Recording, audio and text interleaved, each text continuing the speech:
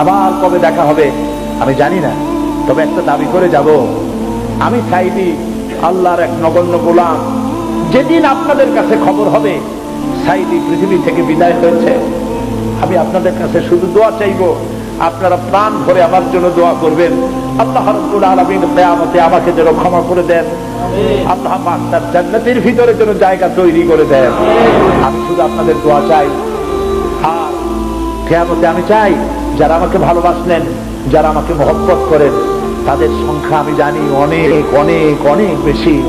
আমি আল্লাহকে বলবো, আল্লাহ আমাকে যারা ভালোবাসে এরা আমার মায়ের পেটের ভাই না, এক জেলার মানুষ নয়, অথচ আমাকে ভালোবাসে শুধু দিনের জন্য। মা বোনেরা ভালোবাসেন, মা বোনেরা আমাকে টেলিফোন করে বলে, সাহেব আপনি ডরাইতে না, কাঁদতে এবং টেলিফোন করে আমার কাছে আমার জন্য আমাকে দোয়া করে। আমি আপনাদের ভালোবাসা ভুলবো না।